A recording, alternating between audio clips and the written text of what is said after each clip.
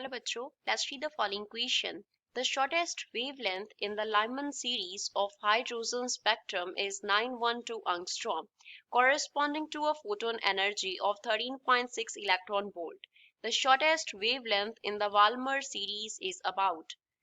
Question में हमें पूछा है कि अगर लाइमन सीरीज ऑफ हाइड्रोजन के लिए शॉर्टेस्ट वेवलेंथ 912 एंगस्ट्रॉम हो जब फोटोन एनर्जी 13.6 इलेक्ट्रॉन वोल्ट है तो वाल्मर सीरीज में शॉर्टेस्ट वेवलेंथ कितना होगा?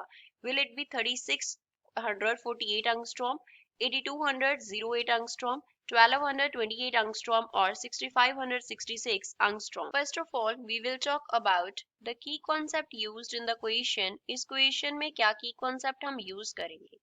पहले तो हमें लाइमन सीरीज एंड वाल्मर सीरीज मालूम होनी चाहिए कि होती क्या है। तो उसके लिए पहले हम एक हाइड्रोजन एटम कंसिडर करते हैं, hydrogen atom. So let us से यहाँ पे ये क्या है, हाइड्रोजन एटम का न्यूक्लियस है। तो उसके अराउंड क्या होंगे, ऐसे शेल्स होंगे। न्यूक्लियस के अराउंड हमारे पास क्या हो गए, शेल्स हो गए। तो शेल का क्वांटम नंबर क्या होता है, एन से हम डिनोट करते हैं। तो यहाँ इसके लिए n1 हो गया, इसके लिए n2 हो गया, इसके लिए n3 हो गया। तो ऐसे ऐसे चलता रहेगा। जब ट्रांजिशंस होती हैं higher level to n is equals to 1 level तक जब ट्रांजिशंस होती हैं तो जो सीरीज वहां पे कॉरेस्पॉन्ड करता है that is known as Lyman series, उसे हम लेमन सीरीज बोलते हैं। एंड अगर ट्रांजिशंस जो हैं वो हायर लेवल से n is equals to 2 level तक होती हैं तो जो सीरीज हमारे पास बनता है that is known as Balmer series, उसे हम बाल्मर सीरीज बोलते हैं। अब हमें देखना है शॉर्टेस्ट वेवलेंथ किस ट्रांजिशन को कॉरेस्पॉन्ड करेगा। अगर एनर्जी का बात करें, E हियर डिनोट्स एनर्जी, तो एनर्जी इक्वल होता है hc अपॉन लैम्डा के। h क्या है, Planck's constant, c speed of light होता है एंड लैम्डा से हमने डिनोट किया है वेवलेंथ को। तो वी कैन सी कि जो वेवलेंथ है वो एनर्जी के इनवर्स प्रोपोर्शन में है। तो लैम्डा जो है वो शॉर्टेस्ट कब होगा, lambda will be shortest if energy का जो डिफरेंस है लेवल्स में वो क्या होगा, लार्ज होगा, लार्जेस्ट होगा। जब एनर्जी डिफरेंस लार्जेस्ट होगा तो जो वेवलेंथ वहां पे इमिट होगी दैट विल बी शॉर्टेस्ट। तो लेमन सीरीज के लिए एनर्जी का डिफरेंस लार्जेस्ट कब होगा, जब हायर लेवल इन्फिनिटी पे होगा, तब n1 को हम 1 ही लिखेंगे। एंड बाल्मर सीरीज के लिए शॉर्टेस्ट वेवलेंथ जो है वो किस ट्रांजिशन को कॉरेस्पॉन्ड करेगा, जब n2 जो है वो कहां से ट्रांजिशन हो रहा है, इन्फिनिटी से कहां तक हो रहा है, n2 इज इक्वल्स टू 2 तक ट्रांजिशन हो रहा है। वेवलेंथ के लिए रिलेशन क्या होता है, 1 अपॉन लैम्डा होता है।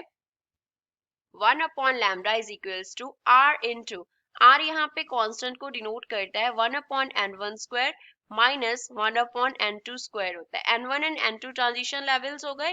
r जो है वो यहाँ पे एक रिडबर्ग कांस्टेंट को डिनोट कर रहा है, r is Rydberg constant, r is Rydberg's constant. Now पहले हम लेमन सीरीज की बात करें तो अगर लेमन सीरीज, तो लेमन सीरीज के लिए हम क्या लिखेंगे, 1 upon lambda is equals to क्या हो जाएगा, r इंटू 1 अपॉन 1 का स्क्वायर माइनस 1 अपॉन क्या हो जाएगा, इन्फिनिटी। एंड 2 क्या है हमारे पास, इन्फिनिटी है। एंड 1 अपॉन इन्फिनिटी क्या होता है, 1 अपॉन इन्फिनिटी 0 के इक्वल होता है। तो यहाँ से क्या बन गया, 1 upon lambda is equals to r बन गया, विच मीन्स लेमन सीरीज के लिए लैम्डा जो है वो 1 अपॉन r के इक्वल है। अब यहाँ पे ये जो हमारे पास हमने वेवलेंथ लिखा वो शॉर्टेस्ट है, for shortest wavelength, shortest lambda.